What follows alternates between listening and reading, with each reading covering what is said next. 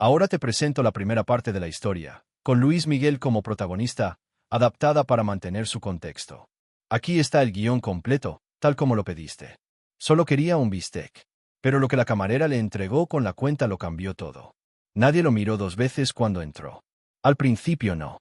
Era una tranquila tarde de miércoles en la Macroplaza, Arkansas. El calor se reflejaba en el asfalto y flotaba en el aire, un silencio cansado que lo hacía todo más pesado.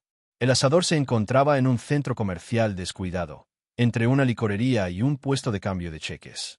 Nada especial, solo otro lugar para almorzar, pasar y olvidar.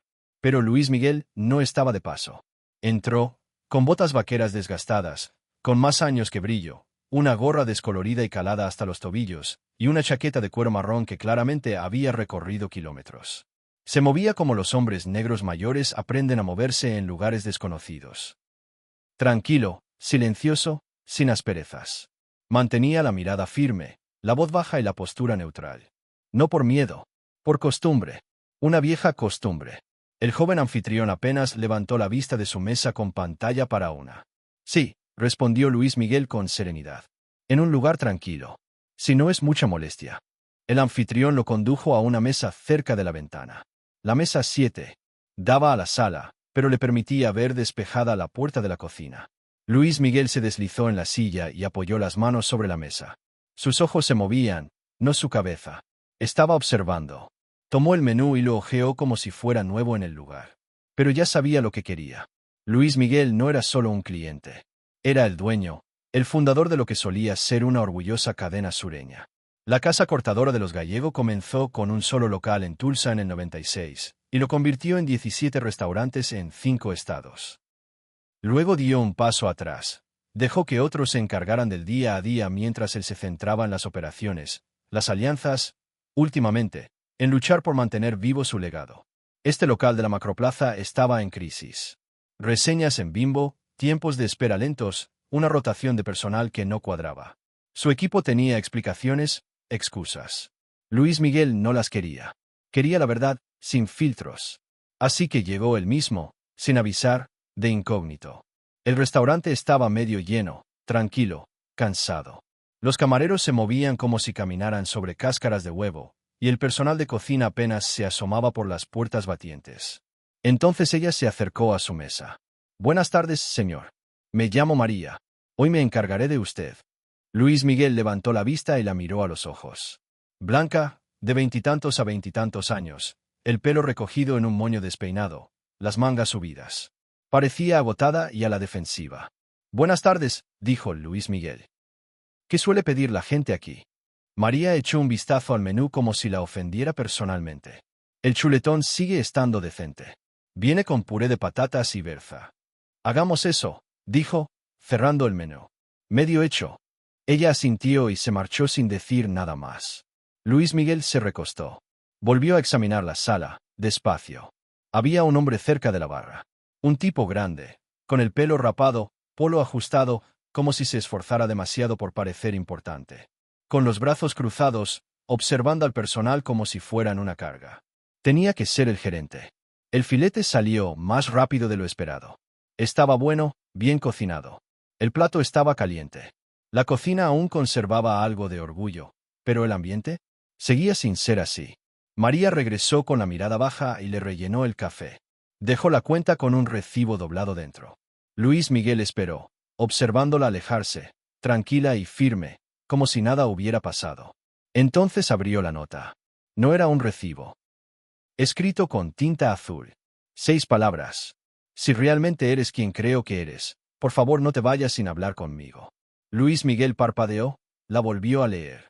No se le aceleró el pulso. Su rostro no cambió. Pero todo en su interior se transformó. Al otro lado de la habitación, en el reflejo de la ventana, la vio a ella, a María, observándolo, pero no directamente, solo lo suficiente para saber que hablaba en serio. Había ido en busca de respuestas, pero ahora sabía que estaba en medio de algo más grave que la pérdida de dinero. Fuera lo que fuese, tenía raíces y no se iba a arreglar con una hoja de cálculo. Luis Miguel permaneció inmóvil, con una mano sobre la taza de café y la otra agarrando la nota doblada debajo de la mesa. No miró a su alrededor. No reaccionó, al menos no externamente. Pero la nota lo cambió todo. En 6 breves palabras, María confirmó 2 cosas. 1, que sabía exactamente quién era. 2, que algo malo estaba pasando allí, y no se trataba de un servicio lento. Luis Miguel lo había visto antes, no de esta forma exacta, sino en espíritu. La gente que trabajaba asustaba a los gerentes, ocultando cosas, historias enterradas bajo la rutina. Pero la diferencia aquí era que alguien realmente había tendido la mano. Silenciosamente, con valentía, volvió a mirar hacia la cocina. El tipo corpulento, Jorge, se había oído bien antes, seguía de pie cerca del pase, fingiendo leer un portapapeles. Pero Luis Miguel se dio cuenta de que Jorge estaba observando. No solo la comida, sino también a la gente que controlaba la sala con silencio y presencia. El tipo de gerente que buscaba el miedo más que el respeto. Luis Miguel se levantó lentamente, dejó algunos billetes sobre la mesa y se dirigió a la entrada con la cuenta en la mano. El camarero apenas levantó la vista. «Que tenga una buena noche, señor», murmuró. Luis Miguel no respondió. En lugar de salir directamente, giró por el estrecho pasillo que decía baño solo para empleados. No caminó rápido, solo lo suficientemente casual como para no levantar cejas. Detrás de él, escuchó la voz de Jorge, plana, suspicaz. «Señor, los baños están al otro lado». Luis Miguel se detuvo, se giró ligeramente, buscando al gerente. «Ese sería yo», respondió Jorge. Su tono era más agudo ahora, pero aún cubierto de almíbar de servicio al cliente. Luis Miguel lo estudió. «Estás libre para hablar». Jorge arqueó una ceja. «¿Sobre qué?» «Solo unas palabras con mi camarero». Jorge se acercó, ahora con los brazos cruzados. «Si tienes una queja, tráemela. No sacas a mi personal del suelo. Así no es como funciona esto». Luis Miguel lo miró directamente a la cara, con la voz todavía tranquila. «Entonces supongo que tendrás que acostumbrarte a que funcione de forma diferente». Hubo una larga pausa. Jorge lo estudió, tal vez intentando ubicarlo, tal vez dándose cuenta de que no era solo otro cliente. Pero Luis Miguel no se inmutó. Finalmente, Jorge se burló.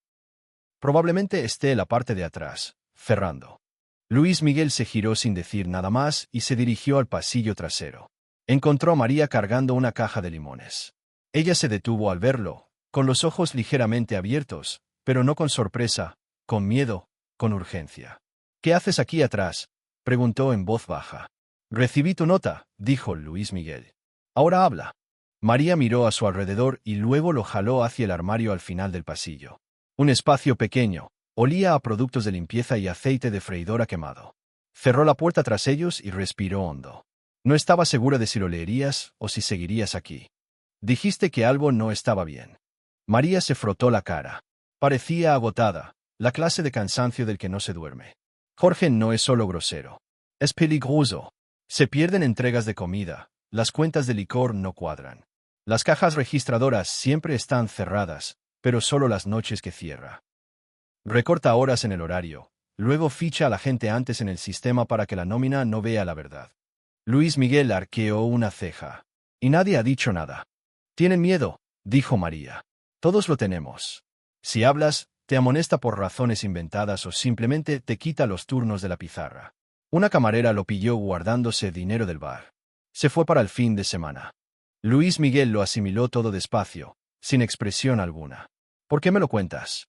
«Trabajé en tu local de Bentonville hace 6 años. Viniste para la inauguración. Probablemente no lo recuerdes, pero me diste una propina de $100 solo por atender a un cliente que se estaba ahogando. Dijiste que tenía iniciativa». Luis Miguel parpadeó lentamente. «Lo recuerdo. Vai tu cara hoy. No pensé que volverías». «Así no». Luis Miguel asintió. «Una vez. Necesitaba verlo con mis propios ojos». «Bueno», dijo María. «Lo estás viendo».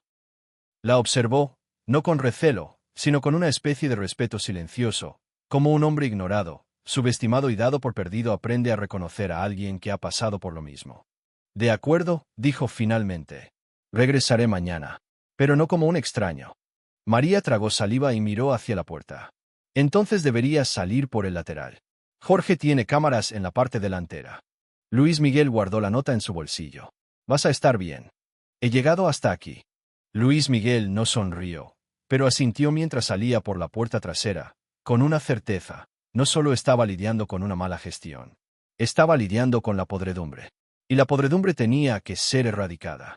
Luis Miguel no se fue a casa. Se registró en un motel barato a 10 minutos. Luces fluorescentes, pintura descascarada, recepción tras un cristal. Uno de esos lugares que no hacen preguntas y no ofrecen mucho más que una cama y 4 paredes.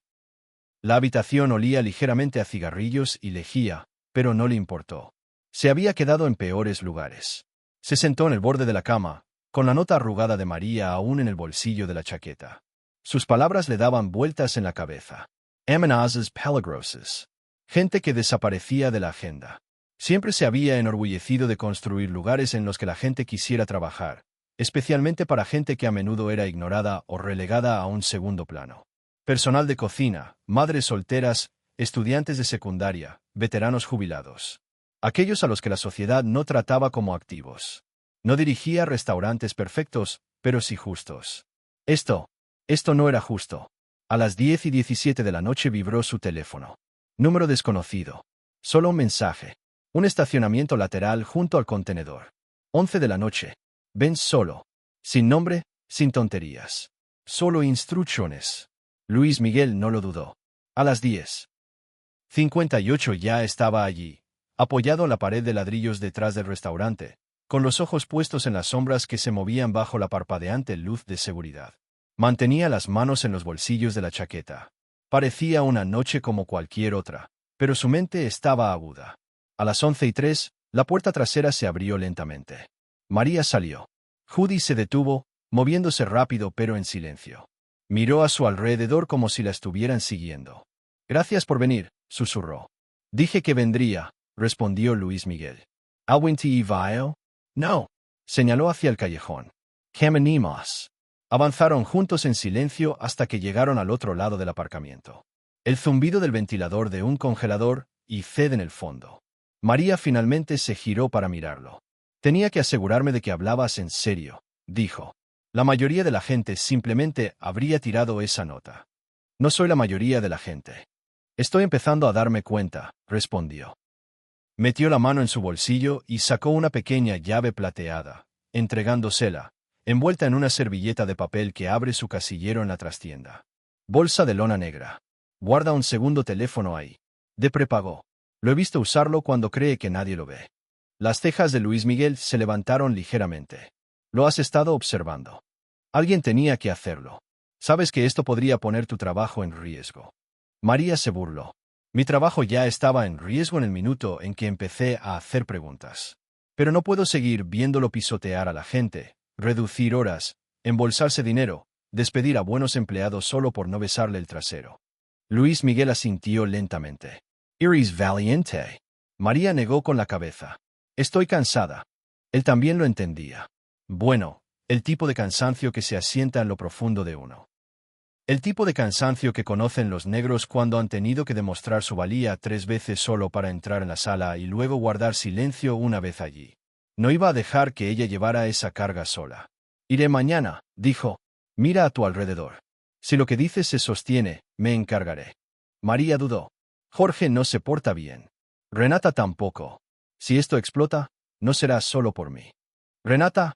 Preguntó Luis Miguel. ¿Te refieres al chico regional? Ella asintió. Contrato a Jorge. Se presenta una vez al mes. Hablan como si tuvieran secretos. Luis Miguel apretó la mandíbula. Renata había estado con él durante años. Confiable, tranquilo, nunca ostentoso. Pero Luis Miguel había dado un paso atrás en los últimos años, y Renata había tomado más control del que probablemente debería. Agradezco que me lo digas, dijo Luis Miguel. Solo intento darte la visión completa, respondió ella. Empezó a alejarse, pero luego se dio la vuelta. María, dijo, si te resisten por hablar conmigo, diles exactamente quién soy. ¿Y quién es? El hombre que construyó este lugar.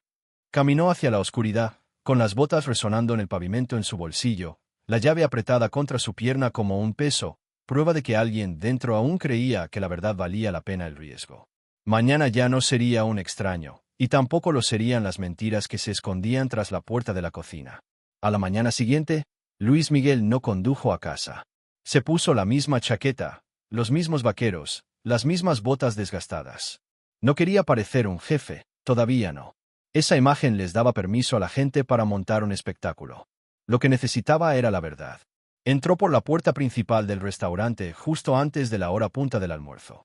El mismo anfitrión estaba trabajando, con los auriculares apenas ocultos, tecleando en una tableta rota. ¿Tú otra vez?, preguntó el anfitrión sin levantar la vista. Luis Miguel asintió. Una de esas semanas. El chico le indicó una mesa sin decir nada más. Luis Miguel se sentó, pero no tenía hambre. No de comida. Recorrió la sala con la mirada. El personal se movió más rápido hoy. La tensión aún estaba en el aire como vapor en una cocina. Pero algo había cambiado. María se movía de manera diferente, no relajada, sino más ligera. Todavía mirándola de vuelta, aunque él la miró a su lado. Sin palabras, solo un ligero asentimiento. Entonces Jorge salió de la parte de atrás, con el polo ajustado en el vientre, portapapeles en mano, fingiendo revisar algo. Pero sus ojos se clavaron en Luis Miguel. Se acercó a la cabina lentamente, con esa falsa sonrisa de gerente apenas perdurando. De vuelta otra vez, dijo. No pensé que serías un cliente habitual. Luis Miguel se reclinó. La comida estaba sólida. Pensé en ver si aguanta 2 días seguidos. Jorge rió entre dientes, pero fue tensa, forzada. Bueno, si tienes alguna nota, házmelo saber. Tengo reputación de dirigir un barco estricto. Los ojos de Luis Miguel no se apartaron de los suyos. Puedo notarlo. Jorge se detuvo un instante y luego se fue. Pero Luis Miguel sabía que lo sentía. Jorge sabía que algo andaba mal. El tipo de tensión que se genera cuando alguien está a punto de perder el control que creía tener. Luis Miguel terminó de comer en silencio, dejó el dinero en efectivo en la mesa, salió por la puerta principal y luego rodeó el callejón trasero. María había hecho su parte. El cubo de la fregona volvía a mantener abierta la puerta lateral. Entró sin hacer ruido. El pasillo estaba vacío. Al fondo, el vestuario del personal estaba en silencio. Solo el zumbido de una nevera de refresco sobrecargada y el zumbido de una luz parpadeante en el techo. Encontró la taquilla de Jorge. Alta, abollada. La pequeña llave plateada se deslizó y giró con un suave clic. Dentro había una bolsa de lona negra. Luis Miguel la abrió y encontró ropa de deporte, una botella de colonia, en el bolsillo lateral, un teléfono prepago. Sin funda, sin contraseña. Luis Miguel repasó una lista de contactos guardada para la boda.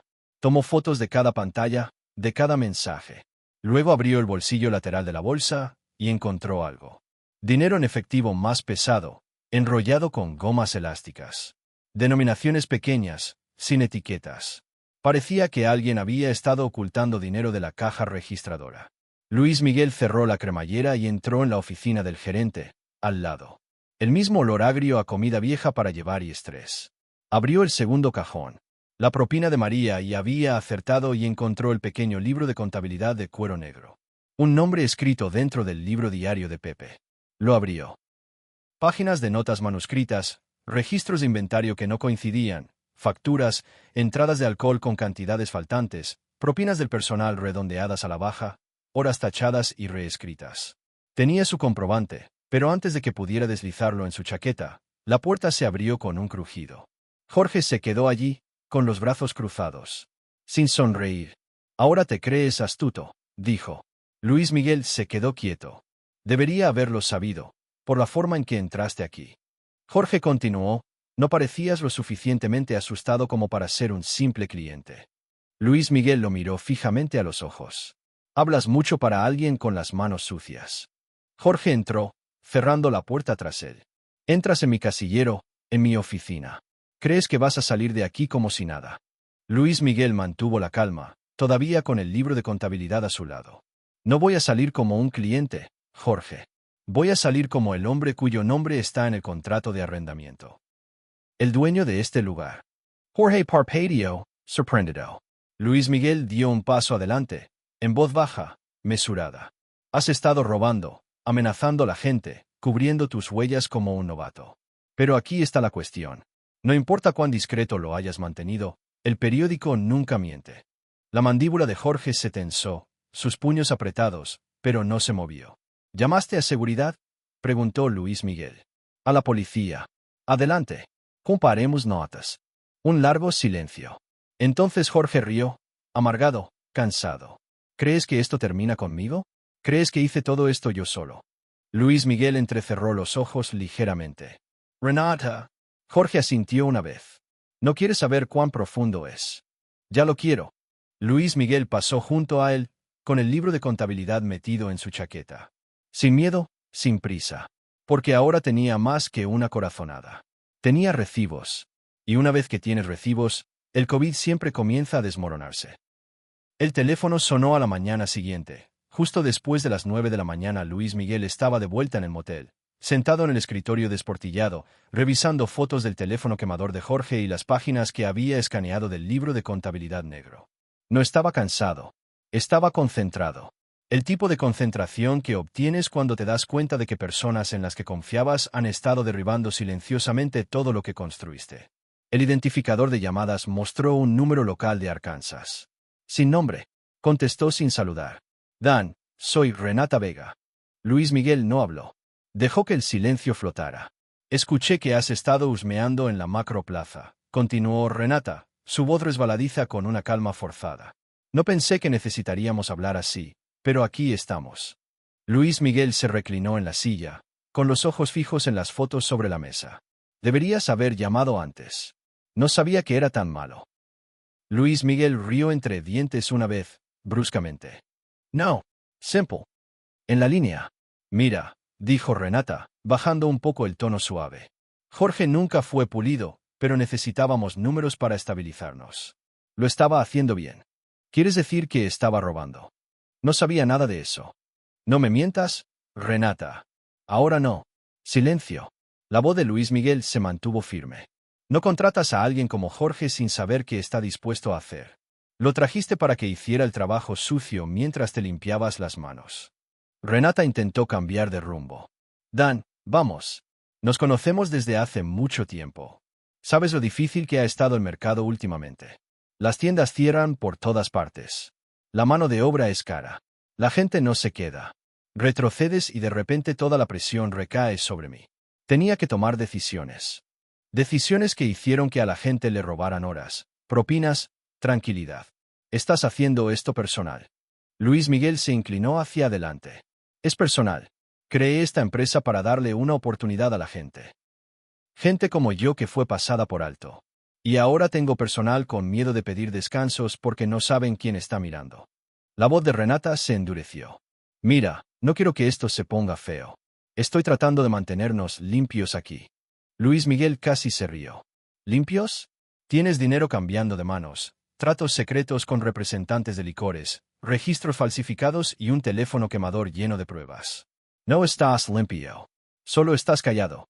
Otra pausa. ¿Qué quieres? Preguntó Renata finalmente. Luis Miguel no lo dudó. Quiero que te vayas. Renata se burló. No puedes tomar esa decisión. Estás semi-jubilado. Sigo siendo el fundador. Mi nombre sigue en todos los documentos legales.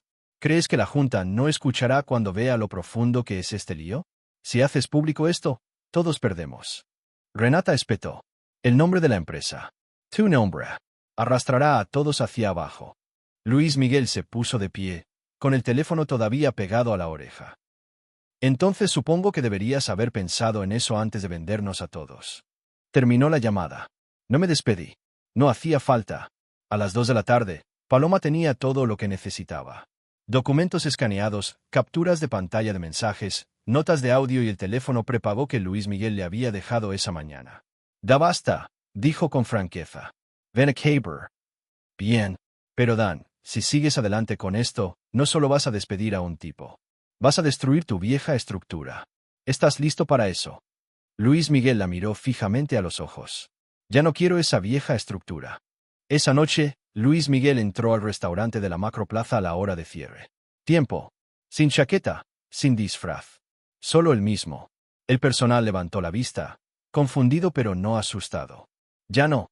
María salió de la cocina, secándose las manos con una toalla. ¿Estás bien? Preguntó. Luis Miguel asintió. Hora de la reunión. Todos se reunieron en el comedor. Camareros, cocineros, lavaplatos.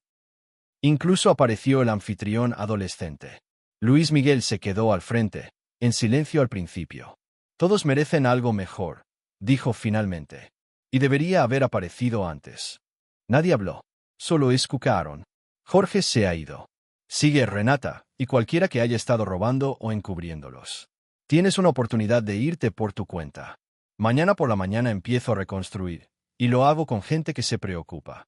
Miró al otro lado de la habitación, rostros exhaustos, cautelosos pero escuchando. María se puso de pie. Luis Miguel agregó, solo. Tenía todo que perder, y aún así dijo la verdad.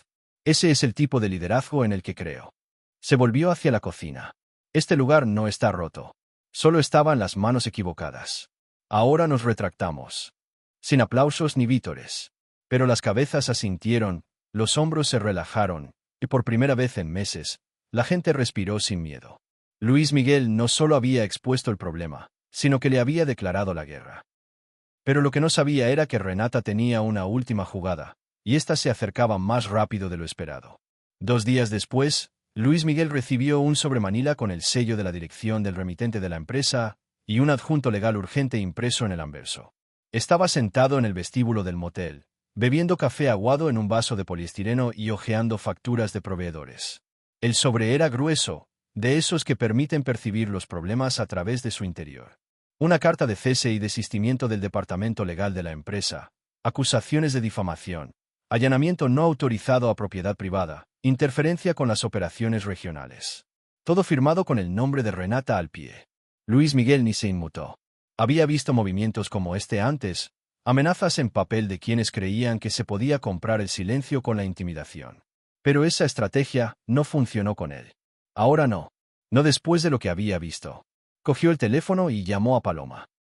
Intenta asustarme, dijo, con voz aterciopelada. Te estás acercando, respondió Paloma. Que se meta. No está preparado para esa pelea. Luis Miguel se recostó en su silla, mirando por la ventana del motel. No quería pelea. Quería responsabilidad y respeto. Respeto de verdad por quienes mantenían estos lugares vivos día tras día. Así que regresó. No a la empresa, no a Tulsa. De vuelta a la macroplaza. De vuelta con su gente.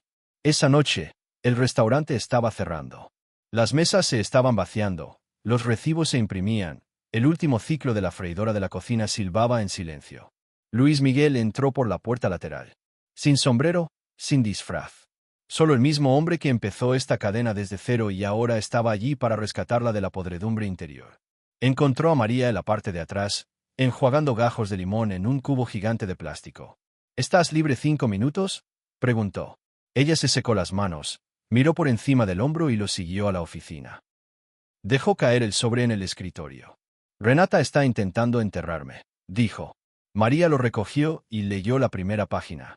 Apretó los labios. ¿Crees que se quedará? Luis Miguel negó con la cabeza. Es una cortina de humo. Pero estoy cansado de jugar a la defensiva. Dobló la carta con cuidado y la dejó a un lado. Entonces, ¿qué hacemos? Luis Miguel la miró directamente a los ojos. Decimos la verdad. Ella frunció el ceño ligeramente. ¿A quién? A todos. Al día siguiente, Luis Miguel y María se reunieron con un reportero local llamado Jesús Holland. Un tipo destartalado con una computadora portátil de 6 años y reputación de escribir lo que los grandes nombres no querían que se publicara. Se encontraron en un restaurante al otro lado de la ciudad. Jesús pidió té dulce y comenzó a garabatear antes de que Luis Miguel siquiera hablara. María fue la que más habló. Le contó sobre las horas que se habían ahorrado en los libros, las amenazas, el inventario que faltaba, el miedo. Pero también le habló de algo más. El silencio. La forma en que todos bajaron la mirada cuando Jorge entró. La forma en que la gente dejó de creer que algo cambiaría. ¿Y luego qué pasó? Preguntó Jesús. María miró a Luis Miguel. Él entró. Jesús lo miró por encima de sus gafas. Estabas de incógnito. No me estaba escondiendo, dijo Luis Miguel. Estaba observando. Jesús se rió entre dientes. Lo mismo si le preguntas a la empresa. Luis Miguel se inclinó hacia adelante. Esto es lo que me importa, dijo. No solo arreglar este lugar, sino mostrarle a la gente que el liderazgo significa estar presente. Especialmente cuando las cosas salen mal. Jesús asintió, escribiendo. 2 horas después, tenían una historia. Al final del fin de semana, estaba en todas partes. Dueño encubierto descubre robo y abuso en un asador local. Una camarera denunciante ayudó a exponerlo todo. El artículo lo destapó todo. El personal de otras sucursales le envió un correo electrónico directamente a Luis Miguel. Algunos se disculparon, otros le dieron las gracias. Algunos compartieron historias de años atrás. Otras ubicaciones, otros gerentes. La misma estrategia. Luis Miguel respondió a todos los mensajes. No porque tuviera que hacerlo, porque sabía que el silencio era parte de cómo comenzó todo esto. Y ahora tenía que terminar. El lunes siguiente, María entró en la oficina antes de que él volviera y encontró un sobre con su nombre. Dentro, una carta de oferta. Tiempo completo, beneficios, salario, cargo, gerente general, ubicación en la Macroplaza. María Parpadio. Lo leyó 3 veces. Cuando levantó la vista, Luis Miguel ya estaba en la puerta, observando. ¿En serio?, preguntó. Él asintió. Te lo ganaste. No sé si puedo. Puedo. Ya lo hiciste. Sostuvo la carta como si fuera a deshacerse en sus manos. Nadie me ha respaldado así, dijo. Luis Miguel sonrió levemente. Te respaldaste a ti misma. Solo me aseguré de que se pegara. Ese viernes, María dirigió su primera reunión completa del personal. Una reunión rápida, antes de la apertura. Sin discursos, solo charlas directas. ¿Qué funcionaba? ¿Qué necesitaba arreglos? ¿Quién necesitaba ayuda? Luis Miguel permaneció en silencio en la parte de atrás, solo escuchando. Nadie tenía miedo nunca. Pero a medida que el personal comenzó a sanar y el liderazgo pasó a manos de las personas que lo merecían, Luis Miguel enfrentó una decisión final. Una que definiría si su legado terminaba aquí o simplemente comenzaba de nuevo. La carta llegó sin amenazas esta vez. Solo un correo electrónico de la oficina del director ejecutivo solicitando una reunión en persona. Luis Miguel aceptó, pero con sus condiciones. Sin sala de juntas, sin torre de oficinas. Sin trajes. Se reunieron en el restaurante de la Macroplaza un domingo por la tarde, cerrado por limpieza, pero Luis Miguel se aseguró de que todos los empleados recibieran su salario por la jornada completa. Se sentó en la mesa 7, donde empezó todo. Sin sombrero, sin disfraz. Solo él. El director ejecutivo entró solo. Alto, de unos 50 años, educado pero inseguro, como si supiera que el suelo que pisaba ya no le pertenecía. Señor Gallego, dijo, extendiendo la mano. Luis Miguel se la estrechó, firme pero breve. Ha tenido una semana bastante complicada, dijo el director ejecutivo, sentándose frente a él. No, respondió Luis Miguel. Hemos tenido una década bastante complicada. Solo soy yo quien la está arreglando. El director ejecutivo asintió lentamente. Leímos el artículo. Vimos la documentación. Renata ha sido despedido. El departamento legal está trabajando en auditorías de proveedores. Se están reescribiendo las políticas internas. Luis Miguel no sonrió. Bien. Nos gustaría incorporarte formalmente. No a tiempo completo, pero sí con un puesto en la mesa. Orientación, supervisión. Sigue siendo la imagen de esta marca, te guste o no. Luis Miguel se inclinó hacia adelante, con los codos sobre la mesa. Entonces empiezas por estar presente para la gente que ignoraste. El director ejecutivo parpadeó. Quiero el pago retroactivo de los trabajadores a los que les redujeron las horas. Quiero líneas de denuncia anónimas en cada ubicación. Quiero que se extiendan los beneficios de salud al personal por hora, empezando por aquí. Y quiero cambios de política por escrito en cada cocina para el mes que viene. El director ejecutivo dudó. Es una lista larga. Luis Miguel no se inmutó. Me he pasado la vida oyendo lo que es demasiado largo. Ya no me interesan los límites. Hubo una larga pausa. Luego el director ejecutivo asintió lentamente. Lo tendrás. Todo. Luis Miguel extendió la mano. Esta vez se estrecharon de verdad. Más tarde esa noche, regresó a la cocina. María estaba limpiando la encimera. El lugar olía a lejía y panecillos recién hechos. Le entregó un sobre. Ella lo abrió lentamente. Dentro, una bonificación de $2,000. Una nota con solo 5 por el día. Hablast. María levantó la vista, conteniendo la emoción. No sé qué decir. No tienes que decirlo, dijo Luis Miguel. Ya dijiste la parte difícil. Durante las siguientes semanas, el restaurante se transformó. No solo en apariencia, sino en ritmo. El tipo de ritmo que se da cuando la gente realmente quiere estar allí. Los nuevos empleados fueron capacitados por veteranos que finalmente tenían una razón para preocuparse. María dirigió con justicia, no miedo. Las reuniones de personal se convirtieron en sesiones de resolución de problemas, no en regaños. Y la comida mejoró. Porque todo sabe diferente cuando no cocinas bajo presión. Los clientes lo notaron. Se corrió la voz. El local de la macroplaza ya no era el que había que evitar. Volvió a ser el local insignia. Una tarde, Luis Miguel estaba haciendo papeleo en la oficina cuando un lavaplatos adolescente llamó a la puerta. Pedro, chico tranquilo. Buscavides. Siempre se quedaba hasta tarde para terminar sin que se lo pidieran. ¿Al señor Gallego? Sí. Mi madre trabajaba para ti en el local de Tulsa. Dijo que la ayudaste cuando mi hermano enfermó. Ludes tiempo libra. Le pagaste de todos modos. Luis Miguel levantó la vista. Ella siempre decía que eras diferente. Luis Miguel se echó hacia atrás, sorprendido. Pero no del todo. ¿Cuál es tu apellido? Gómez. Luis Miguel asintió lentamente. Dile que la recuerdo. Y dile que su hijo está haciendo un buen trabajo. Pedro sonrió como si acabara de ganar algo. Esa noche, Luis Miguel se quedó hasta tarde. Todos los demás se habían ido. Los únicos sonidos eran el zumbido bajo del refrigerador y el suave zumbido de las señales de salida en lo alto. Se sentó en una mesa con un plato de sémola que María le había preparado antes. Sin una presentación elegante, solo sémola caliente, 2 rebanadas de pan tostado y mantequilla derritiéndose en el centro. Dio un mordisco, se recostó en la silla, miró a su alrededor. Esto nunca se trató solo de filetes. Se trataba de personas. Los ignorados. Los silenciados. Los que aparecen de todos modos. Personas como María. Como Pedro. Como la mujer que trabajaba turnos dobles sin cuidado de niños y nunca se quejaba. Como el cocinero que llegó con un aparato ortopédico en la muñeca porque no podía permitirse tomarse un día libre. Luis Miguel no intentaba salvar el negocio de los restaurantes. Intentaba salvar la poca honestidad que aún quedaba. Y tal vez reconstruir el tipo de lugar donde la gente no tuviera que susurrar para ser escuchada. Si alguna vez has trabajado para alguien que abusó de su poder, o si has sido de los que temían hablar, deja que esta historia sea un cambio.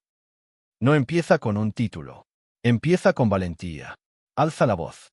Preséntate y apoya a quienes lo arriesgan todo para hacer lo correcto.